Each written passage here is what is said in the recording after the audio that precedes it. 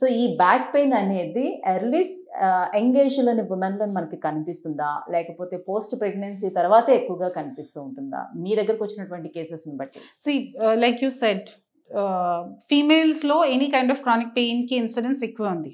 It is because of the build, it is because of the activities and also because of the hormonal changes. Okay, జనరల్గా you see females morning నుంచి సాయంత్రం వరకు, రాత్రి వరకు కంటిన్యూస్గా స్టాండింగ్లో పని చేస్తున్నారు for for their kids, husband, mother, father, in-laws, whatever. Okay, చేయాలి, బయట చేయాలి.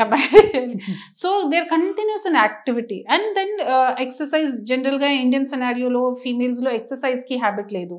ఓకే, తర్వాత ఫుడ్ కూడా ఇప్పుడు ఫ్యాన్సీ ఫుడ్స్ ఉంది, but calcium rich food and protein rich ఫుడ్కి హ్యాబిట్ లేదు. సో పోస్ట్ ప్రెగ్నెన్సీ అంటేనే మనకి ఎర్లీ ఏజ్ గ్రూప్లో మనకి కనిపిస్తుంది కాబట్టి, సో ఈ టైంలో వాళ్ళు పిఆర్పి తీసుకుంటే ఎంతవరకు మేనేజ్ చేసుకోగలుగుతారు, ఎన్ని ఇయర్స్ వరకు అని?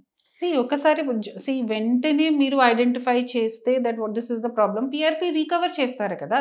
ఒకసారి రికవర్ అయిన తర్వాత మీ సైడ్ నుంచి స్ట్రెంథనింగ్ చేయండి, తర్వాత అయిపోయింది. ఇది లైఫ్ లో ఒకసారి అంతే, సరిపోతుంది.